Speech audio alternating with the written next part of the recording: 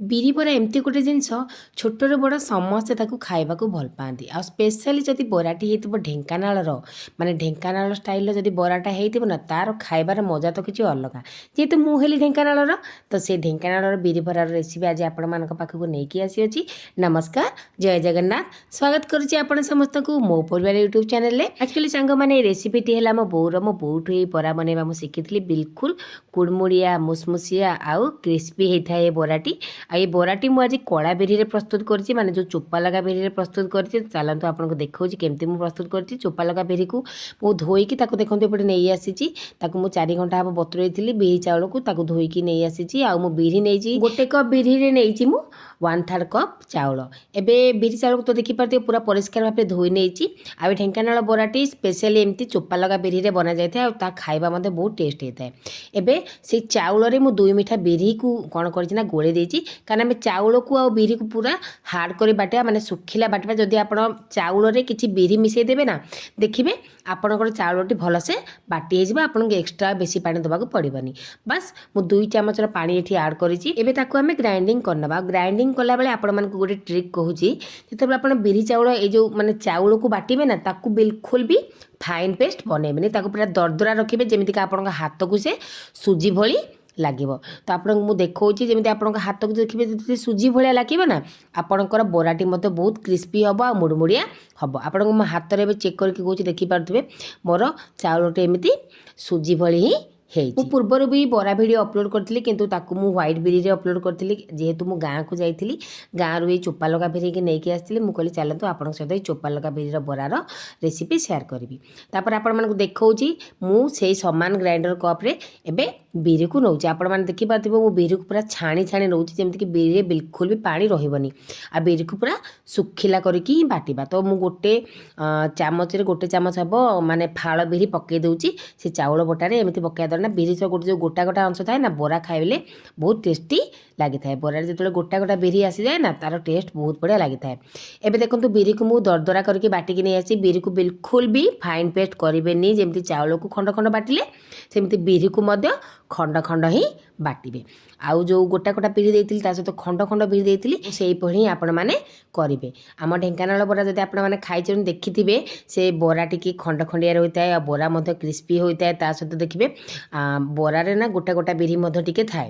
ଆଉ ସବୁ ଜିନିଷକୁ ଦେଖନ୍ତୁ ବାଟି ସାରିଲା ପରେ ତାକୁ ମୁଁ ଭଲସେ ପୁରା 2ରୁ 3 ମିନିଟ୍ ଏମିତି ହାତରେ ପୁରା ମିଶାଇ ନେବି। ଯେହେତୁ ଏବେ ଶୀତ ଦିନ, ତ ତାକୁ ଟିକେ ଭଲସେ ଏମିତି ମିଶାଇ ନେବେ, ଟିକେ ଫେଣି ନେବେ, ନହେଲେ ବରା ଆମର ବିଲକୁଲ ଭଲସେ ଫୁଲିବନି। ଯଦି ଖରାଦିନେ ଆପଣ ବନାଉଛନ୍ତି, ତାକୁ ଅଳ୍ପ ଟିକେ ଫେଣିକି ଆପଣ ରଖିପାରିବେ। ତ ଦେଖିପାରୁଥିବେ ଏପଟେ 3ରୁ 4 ମିନିଟ୍ ଭଲସେ ଦେଖନ୍ତୁ ମୁଁ ହାତରେ ପୁରା ଏମିତି ଫେଣି ନେଉଛି। ଆଉ ଫେଣି ସାରିଲା ପରେ ଦେଖିପାରୁଥିବେ ସବୁ ମାନେ ବିରି ଚାଉଳ ସବୁ ଭଲସେ ପୁରା ମିଶି ଯାଇଛି। ଏବେ ତାକୁ ଏଇଭଳି ହିଁ ଆପଣମାନେ ରଖିବେ। ଆଉ ଯଦି ଆପଣ ବିରିଟିକୁ ପାଣି କରି ବାଟିଦେବେ ନା, ତ ବରା ବିଲକୁଲ ବି ଭଲ ହେବନି। ତ ସବୁ ଜିନିଷକୁ ଦେଖନ୍ତୁ ଗୋଳେଇ ସାରିଲା ପରେ ତାକୁ କଭର କରିକି 5ରୁ 6 ଘଣ୍ଟା ଫୁଲିବା ପାଇଁ ଛାଡ଼ିଦେବା। କାରଣ ଶୀତ ଦିନ ଯେହେତୁ ବିରିଟା ଫୁଲିବା ପାଇଁ ଟିକେ ଟାଇମ୍ ନେଇଥାଏ। 5-6 ଘଣ୍ଟା ପରେ ଆପଣମାନେ ଦେଖିପାରୁଥିବେ ପୁରା ବଢ଼ିଆ ସେ ମୋର ବିରିଟି ପୁରା ଫୁଲି ଯାଇଛି। ଏବେ ତାକୁ ମୁଁ ଆଉ ଟିକେ ଗୋଳେଇ ନେଉଛି। ଯେହେତୁ ବରା ବନେଇବା, ବରା ପାଇଁ ଯେଉଁ ସବୁ ଜିନିଷ ଦରକାର ତାକୁ ମଧ୍ୟ ମୁଁ କାଟି ନେଇଛି। ଯେମିତିକି ହେଲା ପିଆଜ, କଞ୍ଚା ଲଙ୍କା, ତା ସହିତ ଭୃସଙ୍ଗ ପତ୍ର। ଏପଟେ ତାପରେ ମୁଁ ଗୋଟେ ବଡ଼ ଖଣ୍ଡ ଅଦାକୁ ତାକୁ ମଧ୍ୟ ଛେଚିକି ନେଇଯାଇଛି। ଆଉ ତାପରେ ସେଥିରେ ପକାଇ ଦେଇଛି ସ୍ୱାଦ ଅନୁସାରେ ଲୁଣ। ଯେହେତୁ ଆମେ ଲୁଣ ପକାଇ ନଥିଲେ, ତ ମୁଁ ଲୁଣ ପକାଇଛି। ଯଦି ଆପଣମାନେ ସାଙ୍ଗମାନେ 3ରୁ 4 ଘଣ୍ଟା ଭିତରେ ଏଇ ବିରି ବରାଟି କରିବାକୁ ଚାହୁଁଛନ୍ତି, ତ ଆପଣ ଲୁଣ ପକାଇକି ତାକୁ ଗୋଳେଇକି ରଖିଦେବେ। ତା ଦ୍ୱାରା କ'ଣ ହେବ ନା, ଆପଣଙ୍କ ବିରିଟି ଜଲ୍ଦି ଫୁଲିବ।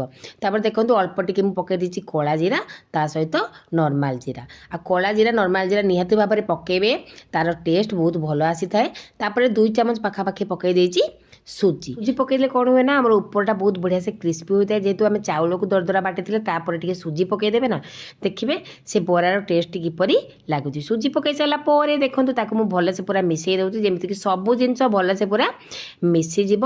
ଆଉ ଏଇ ବରାଟିକୁ ନିଶ୍ଚିନ୍ତ ନିଜ ଘରେ ଟ୍ରାଏ କରନ୍ତୁ ସାଙ୍ଗମାନେ। ଆମ ଢେଙ୍କାନାଳର ସ୍ପେଶାଲ ବରା, ଆଉ ଖାଇବାକୁ ମଧ୍ୟ ବହୁତ ବଢ଼ିଆ ଲାଗିଥାଏ। ତାପରେ ସବୁ ଜିନିଷକୁ ଗୋଳେଇ ସାରିଲା ପରେ ତାକୁ ମୁଁ ରଖିଦେଇଥିଲି। ଏପଟେ ମୁଁ ତେଲ କଢ଼େଇ ମଧ୍ୟ ଗରମ କରିଦେଇଥିଲି। ଏବେ ଚେକ୍ କରୁଛି ମୋର ତେଲ କଢ଼େଇଟିରେ ଯେଉଁ ତେଲ ପକାଇଥିଲି ସେ ଗରମ ହେଲାଣି ନା ନାହିଁ। ତ ତେଲ ମୋର ପୁରା ପରଫେକ୍ଟ ଭାବରେ ଗରମ ହେଇଗଲାଣି। ତାପରେ କ'ଣ କରିବେ, ଗୋଟେ ଏମିତି ତେଲ ଜରି ନେଇ ଆସିବେ, ହାତ ଟିକେ ପାଣି ଲଗାଇଦେବେ, ଟିକେ ବରାରୁ ଗୋଲ କରିକି ନେଇ ଆସିବେ, ତାକୁ ଏମିତି ପ୍ରେସ୍ କରିକି ତାକୁ তেল কড়াইରେ ପକାଇଦେବେ। ଏମିତି ଯଦି ଆପଣ ପକାଇବେ ଚଳିବ, ନହେଲେ ହାତରେ ମଧ୍ୟ ତାକୁ ଆପଣ ପ୍ରେସ୍ କରିକି ପକାଇ ପାରିବେ। ତ ମୁଁ ଆଜି ପୁରା ମୋ ବୋଉ ଷ୍ଟାଇଲ୍ର ହିଁ ବରା ବନାଉଛି। ମୋ ବୋଉ ମୋତେ ଯେମିତି ଶିଖାଇଥିଲା ସେହି ହିସାବରେ ହିଁ ମୁଁ ବନାଉଛି। ତ ଗୋଟେ ପରେ ଗୋଟେ ବରା ମୁଁ ଦେଖନ୍ତୁ ତେଲ କଡ଼େଇରେ ଏମିତି ପକାଇ ନେଉଛି।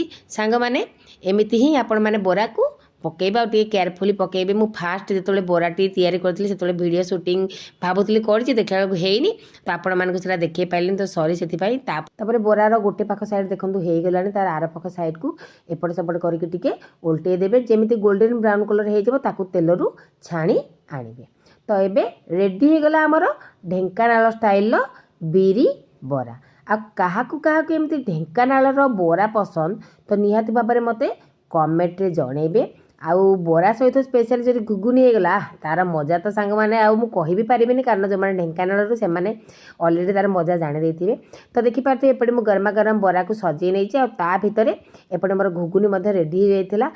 ତା ସହିତ ମୁଁ ଘୁଗୁନିକୁ ମଧ୍ୟ ସର୍ଭ କରିଦେଇଛି। ଯଦି ଆପଣମାନେ ଘୁଗୁନିର ରେସିପି ଦେଖିନାହାନ୍ତି, ମୁଁ ପ୍ରଥମରୁ ହିଁ ଅପଲୋଡ଼ କରିଛି, ଆପଣମାନେ ଯାଇ ଚ୍ୟାନେଲରେ ଦେଖିପାରିବେ। ରେସିପିଟି ଭଲ ଲାଗିଲେ ଭିଡ଼ିଓଟିକୁ ଲାଇକ୍ ସେୟାର କରିବେ, ଚ୍ୟାନେଲକୁ ସବସ୍କ୍ରାଇବ୍ କରିବେ ଯଦି ଚ୍ୟାନେଲରେ ଆପଣମାନେ ନୂଆ ଅଛନ୍ତି।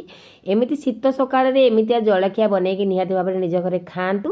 କିପରି ଲାଗିଲା ନିଜର ମତାମତ ମୋତେ ଜଣାନ୍ତୁ। ଏଇ ତ ଥିଲା ବରା ସହିତ ଘୁଗୁନିର କମ୍ବିନେସନ୍ ଆଉ ବରାର ରେସିପି, ମାନେ ଆମ ଢେଙ୍କାନାଳ ବରାର ରେସିପି। ପୁଣି ଦେଖା ହେବ ଆପଣମାନଙ୍କ ସହିତ ଆଉ ଗୋଟେ ନୂଆ ଭିଡ଼ିଓ ସହ, ଗୋଟେ ନୂଆ ରେସିପି ସହ। ରହୁଛି ସାଙ୍ଗମାନେ, ନମସ୍କାର, ଜୟ ଜଗନ୍ନାଥ।